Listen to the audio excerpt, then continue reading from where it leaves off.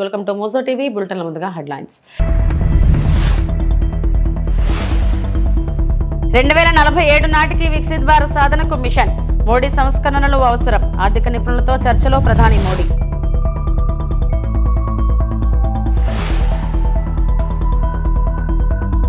విద్యుత్ ఛార్జీలు తగ్గించిన తొలి రాష్ట్రంగా ఏపీ. 2025లో చరిత్ర సృష్టి.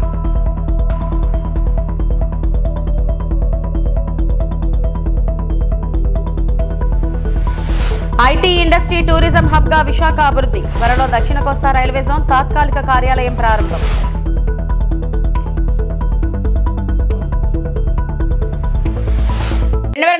నాటికి వికసిత్ భారత్ దార్శకతను సాధించడానికి, దీర్ఘకాలిక వృద్ధిని కొనసాగించడానికి విభిన్న రంగాలలో మిషన్ మోడ్ సంస్కరణలకు ప్రధానమంత్రి నరేంద్ర మోడీ మంగళవారం పిలుపునిచ్చారు. 2026-2027 కేంద్ర బడ్జెట్కు ముందు నీతి ఆయోగ్లోని ప్రముఖ ఆర్థికవేత్తలు మరియు నిపుణుల బృందంతో మోడీ సంభాషిస్తూ ప్రపంచ స్థాయి సామర్థ్యాలను పెంపొందించుకోవడం మరియు ప్రపంచ సామ్యతను సాధించడం కోసం కూడా ఒక వాదనను వినిపించారు.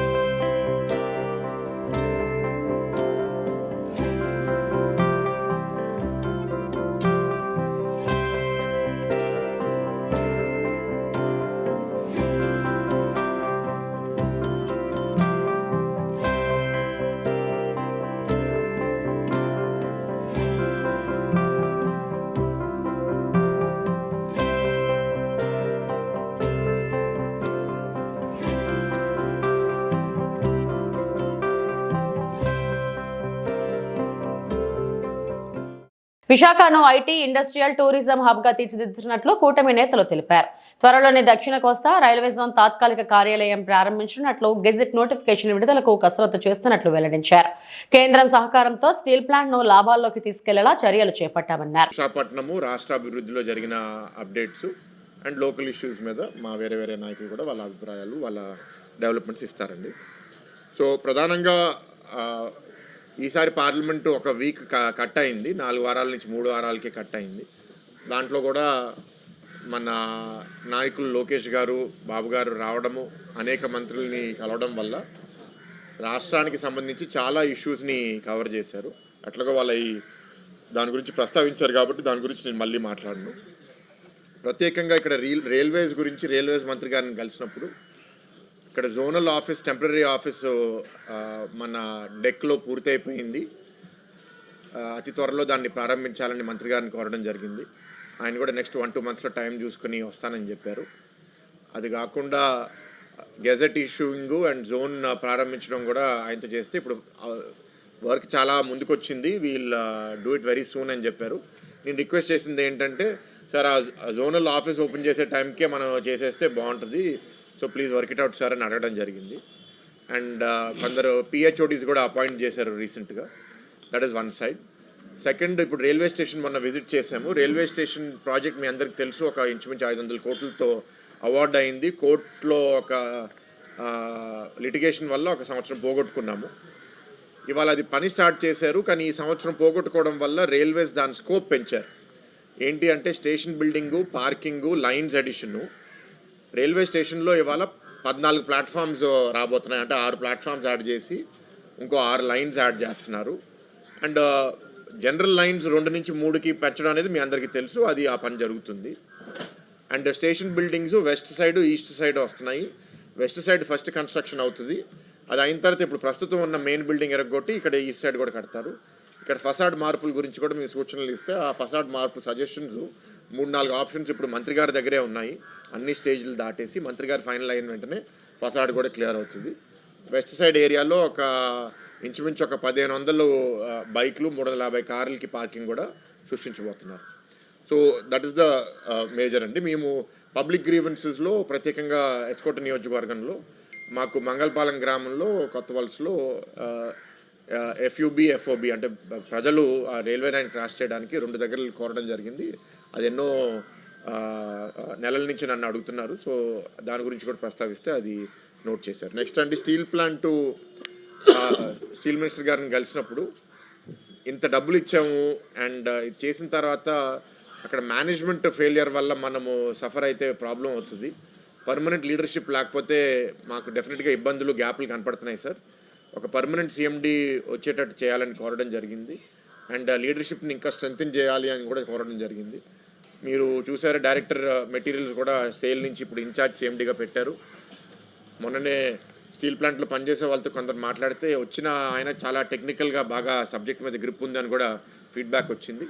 సో అది కూడా ఇంకా లాభాల లోపలికి వెళ్తే, ప్రొడక్షన్ చాలా పెరిగిందని మీరు చూశారు, లాభాల లోపలికి కూడా బాగా వెళ్తుందని కోరుకుంటున్నాము. ఎందుకంటే లాభాల లోపలికి వెళ్తేనే మనం సస్టైన్ చేయగలుగుతాము.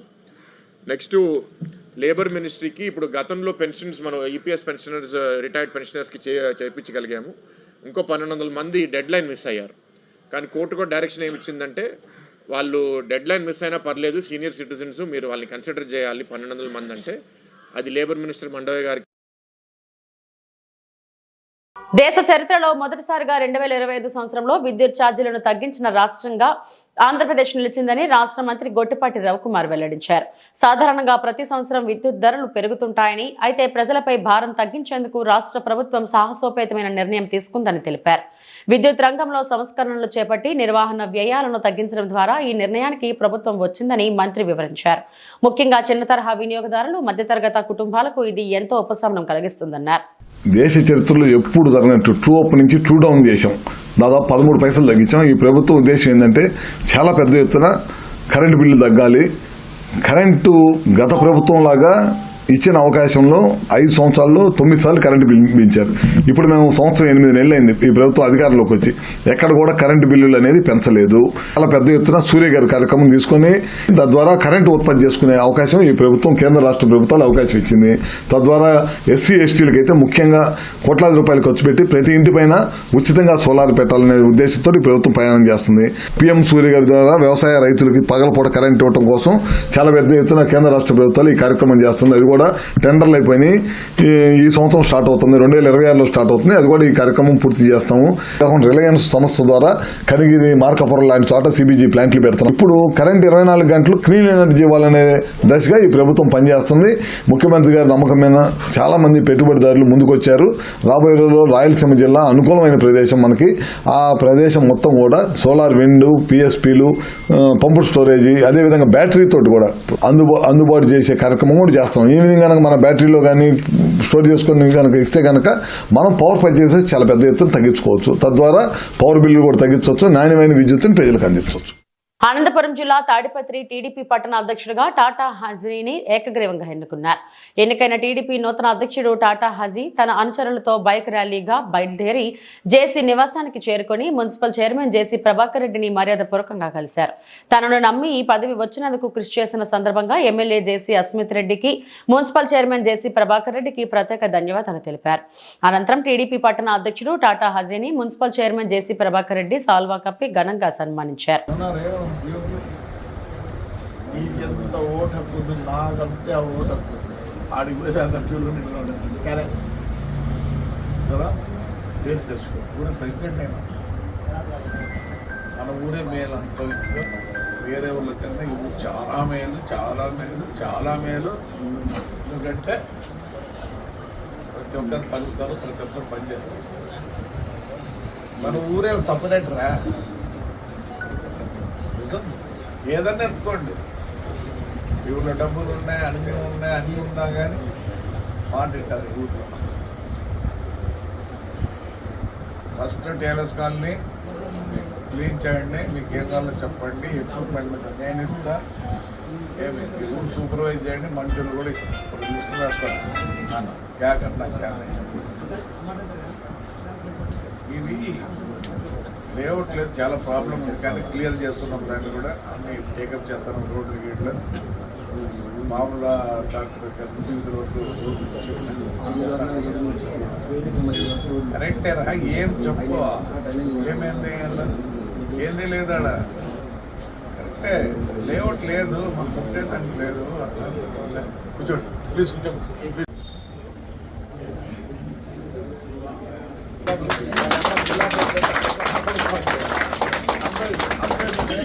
అబ్బాయి నేనే పోతా అంట.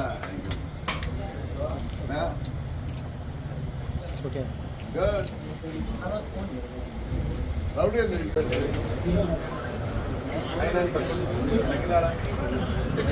బలం వాని బలం నాకు వాని బలం తగ్గింది, మీ బలం లేకపోయినా మేము మంచి పేరు తెచ్చుకోండి కాబట్టి బ్రహ్మాండంగా ఇస్తాను. ఐడియా నూనె కలపాలా, ఎప్పుడు కలపాలి, ఏం చేయాలని మనకు రేపు సంవత్సరం వచ్చే మనకి టైం లేదు. ఈ కాన్స్టిట్యున్సీ ఈ ఊరు గురించే తప్పన్నా చేస్తాము, చేపిస్తాము. చెప్పి ఈ ఊరే సపరేట్ ఏందో ఉంది, ప్రత్యేకత ఉంది. చూడండి 26 ఇట్లా టైంలో అంత రాశారు. సోలార్ 2 నెలల ఓపెనింగ్ 2 నెలలకు అయిపోతుంది. ఎల్జీకే కూడా మన అండర్గ్రౌండ్ డ్రైనేజ్ వాళ్ళకి లీటర్ 5 రూపాయలు తగ్గుతున్నాం. ఇట్లా షాపింగ్ అంతా చేయాలని చూస్తాను. టైం లేదు మనకి, వేరే వాళ్ళతో తగ్గు వేసుకోవడానికి పట్టాడలేదు. రేపు 1వ తేదీ ఆడ కూర్చుంటాను నిరాదీశంగా.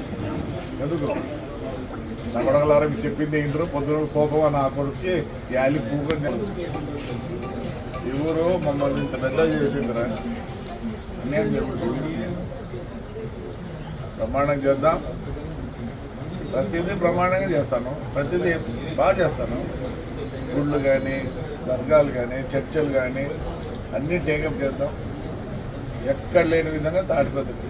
వేరే వాళ్ళకు ఇసుక దిగపోదామా, ఏరా ఇసుక అమ్ముదామా, టైం లేదురా. మనం పని చేసాను రైట్. సహకరించండి వానికి, నువ్వు కూడా వాళ్ళకి కలుపుతాడు. దయచేసి ఈ కాలంలో పరుపు తినప్ప, నీ డబ్బు నీ దాహం అంత పని చేసి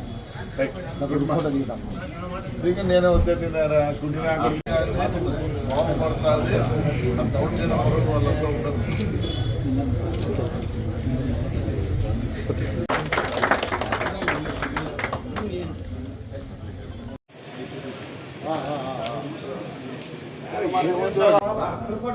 ग्रुप फोटो नहीं आप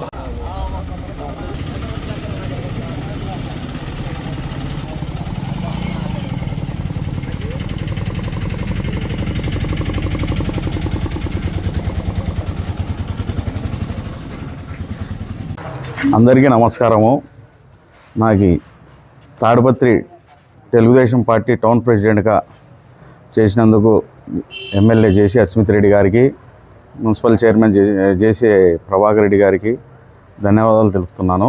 ఇంత పెద్ద బాధ్యత నాకు అప్పగించినందుకు నమ్మకము కాకుండా పనిచేసి అందరికీ సహకరిస్తానని చెప్పి కోరుకుంటున్నాను.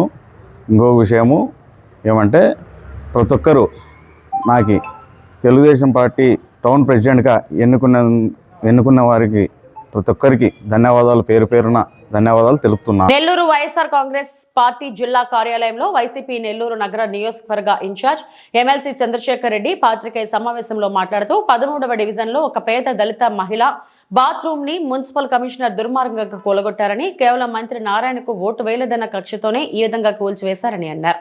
15వ డివిజన్ వైసీపీ నేత బాలకృష్ణారెడ్డికి చెందిన 2 కోట్ల విలువ చేసే ఇంటిని దుర్మార్గంగా జేసీబీతో పడగొట్టారని, అలాగే 51వ డివిజన్లో వైసీపీ నేత సౌరి దుకాణాలను నిలువునా కూల్చివేశారని ఆగ్రహం వ్యక్తం చేశారు. ఇది మంత్రి నారాయణ చేసిన దుర్మార్గాలు, దారుణాలు కావా చెప్పాలన్నారు. మీరు ఇబ్బందులు పెడతా ఉంటే నేను ఇంకొన్ని ఎగ్జాంపుల్స్ చెప్తానండి. ఎంత అరాచకం జరుగుతూ ఉంది నెల్లూరులో అనేది. 13వ డివిజన్లో చింతారెడ్డిపాలెం ఉందండి, మీ అందరికీ తెలుసు. నారాయణ మెడికల్ కాలేజీకి కోతబెట్టు దూరం పక్కనే వాళ్ళ గోడ ఆనుకొనే ఉంటుంది. ఈ ఇల్లు అండి, ఇదిగోండి ఇంత ఇల్లు. ఇది 1 సెంటు స్థలంలో 5 అంకణాల ఇల్లు. ఇది ఈ ఇల్లు విడ్త్ అనమాట. ఇది 5 అంకణాలు, పూత పని కూడా చేసుకోలే పాపం, అంత పేదవాళ్ళు. వాళ్ళు ఇక్కడ మహిళలు వాళ్ళ ఇంట్లో ఉంటే స్నానం చేయడానికి చిన్నదండి, ఒక మనిషి నిలబడుకుంటారు దాంట్లో, ఆ బాత్రూంలో. రోడ్డుకి అడ్డంగానే ఏం లేదు, ఒక చిన్నది, ఒక మనిషి నిలబడుకొని స్నానం చేయొచ్చు అంతే. అంత చిన్న బాత్రూమ్ కట్టుకున్నారు. 5 అంకణాలండి, అంటే 1 సెంటు కంటే తక్కువ. అంత చిన్న ఇంటికి ఆనుకొని రోడ్డుకి అడ్డం కూడా లేకుండా ఒక చిన్న బాత్రూమ్ మహిళలు వేసుకున్న దానికి వేస్తే దాన్ని జేసీబీ పెట్టి మున్సిపల్ కమిషనర్ పంపించి దాన్ని కొట్టించేసినారు. కేవలం ఏంటంటే వాళ్ళకు ఓటు వేయలేదంట నారాయణ గారికి. ఇంతే కాదండి, ఆ అమ్మాయి ఒక జాబ్ చేస్తూ ఉంటే, ఒక ఉద్యోగం చేస్తూ ఉంటే ఆ ఉద్యోగాన్ని కూడా తీయించేసినారు. ఇంత 5 అంకణాల స్థలంలో ఒక పేద ఎస్సీ మహిళ ఒక ఇల్లు కట్టుకొని చిన్న బాత్రూమ్ స్నానం చేయడానికి అడ్డం లేకుండా కట్టుకుంటే మీరు జేసీబీ పెట్టి దాన్ని కొట్టించేసినారు. ఇంతకంటే అరాచకం ఏదైనా ఉంటుందా? మీకు తెలుసు బాలకృష్ణారెడ్డి, మేము అప్పుడు ఇష్యూ కూడా చేసినాం. సుమారుగా 2 కోట్ల రూపాయల ఇల్లుని దారుణంగా జేసీబీలను పెట్టి కొట్టించేసినారు. 50వ డివిజన్లో సౌరి వైఎస్ఆర్సీపీ కార్యకర్త, అతను మాంసం అమ్ముకుంటున్నారండి అక్కడ, దాన్ని బీఫ్ అంటారు. వాళ్ళు ఏదో ఆ ఏరియాలో తింటారండి, వాళ్ళు అక్కడ తప్పు కాదు, చేస్తుంటారు. అంగడి ఉంది, ఉంటే చాలా షాప్స్ ఉంటాయి అక్కడ. ఈ షాపుని జేసీబీ పెట్టి ఆ షాపుని పగలగొట్టించినారు. అదేమంటే అక్కడ పార్కు కడతాడంట, ఆ చుట్టుపక్కల ఉండేదంతా స్లమ్. ఎవడు కూడా పార్క్ అక్కడ అంత స్థలంలో పార్కులోకి వెళ్ళి వాకింగ్ చేసేవాడు ఎవడు ఉండడు. వాళ్ళకి ఇంకా ఆ షాప్ అవసరం, ఆ ఏరియాలో ఆ షాప్ అవసరం. ఆ షాప్ని జేసీబీ పెట్టి కొట్టి చేశారండి. ఈ అక్రమాలు కదా, ఇవి దుర్మార్గాలు కాదా, అరాచకాలు కాదా? అసలు నారాయణ గారు నేను ఒకటి అడుగుతా ఉన్నాను, మీరు పబ్లిక్కి ఈ రాష్ట్రానికి మంత్రా లేకుంటే ఎన్టీవీకి మంత్రా? ఎన్టీవీకి, నేను తెలుగుదేశం పార్టీ అని కూడా అనట్లా, ఎన్టీవీకి మంత్రిగా ఉన్నారా? మీరు ఆలోచించుకోండి. ఎందుకు నేను ఎన్టీవీకి మంత్రి అని నేను అంటా ఉన్నానంటే, మీరు ఎన్టీవీ నారాయణ టీం, నేను ఎందుకు ఆ పేరు ఎత్తుతా ఉన్నానంటే,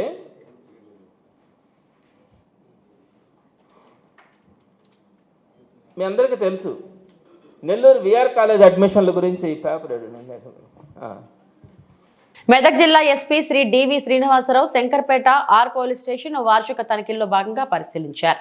స్టేషన్ పరిశుభ్రతకు సిబ్బంది, వసతులు, కేసుల రికార్డులు, స్వాధీనం చేసిన వాహనాల వివరాలు చూసి సమీక్షించారు.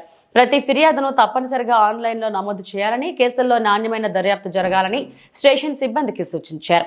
గ్రామ పోలీస్ అధికారులు ప్రజలతో మంచి సంబంధాలు కొనసాగించాలని, అనుమానితులు, రౌడీ షీటర్లను క్రమం తప్పకుండా తనిఖీ చేయాలని ఆదేశించారు. ఆస్తి సంబంధిత నేరాలు ఎక్కువగా జరిగే ప్రాంతాలను హాట్స్పాట్లుగా గుర్తించి నిఘా పెంచాలని, సీసీ కెమెరాల ఏర్పాటు కోసం ప్రజల సహకారం తీసుకోవాలని సూచించారు. సైబర్ నేరాల నివారణకు పాఠశాలలు, కళాశాలలు అవగాహన కార్యక్రమాలు నిర్వహించారని చెప్పారు. వాహనాల తనిఖీలు ప్రతిరోజు చేయాలని, డైల్ 100 కాల్స్ కు వెంటనే స్పందించాలని సిబ్బందిని ఆదేశించారు. డిజిటల్ టెక్నాలజీని ఉపయోగించి నేర నియంత్రణలో మెరుగైన ఫలితాలు సాధించాలని సూచించారు. వాళ్ళందరితో సిబ్బందులు మాట్లాడడం, అలాగే కేసు పరిస్థితి, దొంగతనాలు ఎట్లా చేసినా లేదా ఎట్లా చేస్తుంది, డీడీ కేసులు చేసినట్టు కూడా పరిశీలించడం జరిగింది.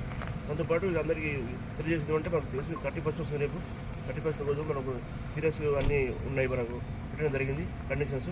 ఎందుకంటే తాగి డ్రైవింగ్ చేస్తే మొత్తం యాక్సిడెంట్ అయ్యే అవకాశం ఉంది కాబట్టి మనం రేపు సాయంత్రం 8 నుంచే మనం జిల్లా వ్యాప్తంగా పూర్తి స్థాయిలో డ్రంక్ అండ్ డ్రైవ్ కేసులు చేయడం జరుగుతుంది. దాంతోపాటు ప్రతి పికెట్లో ఇంపార్టెంట్ ప్లేస్లలో మా చరస్థానాల్లో కూడా మన పోలీస్ ప్రజెన్స్ ఉంటుంది. అందరూ కోరేది ఏంటంటే 80% డ్రంక్ అండ్ డ్రైవ్ చేయొద్దు, 80% డ్రంక్ డ్రైవ్ కానీ లేకపోతే రేసింగ్ కానీ లేకపోతే స్పీడ్స్ కానీ చేస్తే మీకు ప్రమాదం జరుగుతుంది. దానికోసం మనం ప్రత్యేకంగా కెమెరాస్ కూడా పెడుతున్నాం, సీసీ కెమెరాస్ అలా కూడా గుర్తించడం జరుగుతుంది. కాబట్టి ఎవరు ఎక్కడ వాళ్ళు అక్కడ ఎవరింట్లో వాళ్ళు చేసుకుంటే బెటర్. అంతేగాని బయటకు వచ్చి తాగి డ్రైవింగ్ చేస్తే మాత్రం మీ మీద ఖచ్చితంగా చర్య తీసుకోబడుతుందని తెలియజేస్తున్నాం. చెన్నారావుపేట మండలం ఎల్లయ్యగూడెం గ్రామంలో అర్ధరాత్రి 2 గంటలకు తీవ్ర చలిలో యూరియా బస్తాల కోసం వేచి చూస్తున్న రైతులు. ఇది కాదా ప్రజల వద్దకు పాలన అంటే?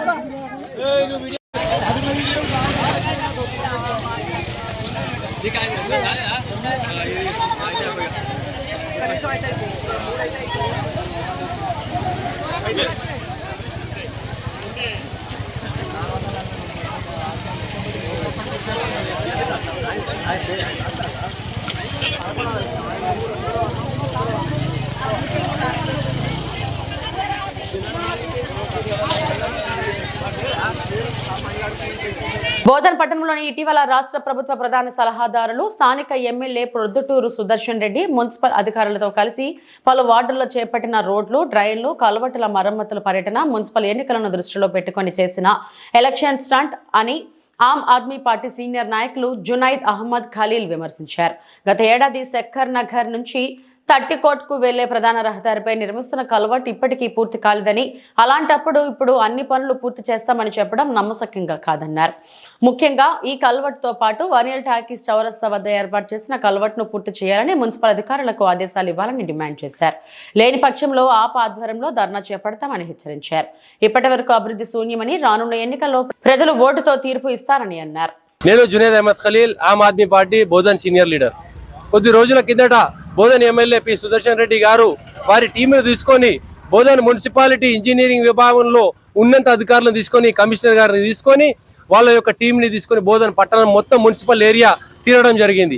ప్రతి ఏరియాలో ప్రతి వార్డులో వెళ్ళి ఎక్కడ డ్రైన్ అవసరం ఉందో, ఎక్కడ కల్వర్ట్ అవసరం ఉందో, ఎక్కడ రోడ్ అవసరం ఉందో వాళ్ళు సందర్శించి ఇన్స్పెక్షన్ చేశారు. ఏమని చెప్పారు? 18 కోట్ల రూపాయల ఫండ్ రాబోతుంది, అది కరెక్ట్ అయిన జాగాలో పెట్టగలుగుతామా లేదా అది సందర్శించారు. కానీ అది చాలా అబద్ధం. అది ఎందుకు అబద్ధం అంటే ఇప్పుడు కొద్ది రోజుల్లో కౌన్సిలర్ ఎలక్షన్లు రాబోతున్నది కాబట్టి అది ఒక పొలిటికల్ స్టంట్. అదే మీరు కరెక్ట్గా ఉంటే 2 సంవత్సరాలు మీరు ఎమ్మెల్యేగా పూర్తయిన తర్వాత ఇక్కడ పక్కకు వెనక కనబడే ఈ కల్వర్టు సంవత్సరం దగ్గర దాటింది. ఈ సంవత్సరం దగ్గర 10 నుంచి 12 నెలలైనా కూడా ఒక్క కల్వర్టు పని పూర్తి కాలేదు. ఈ ప్రాంతానికి ఇది హెవీ బిజీ రోడ్. ఇక్కడికి వెళ్ళి అక్కడ దాకా మీకు దుమ్ము కనబడుతుంది చూడండి. ఇక్కడ చుట్టుపక్కల ఉండే ఇండ్లలో దుమ్ము వెళ్తుంది.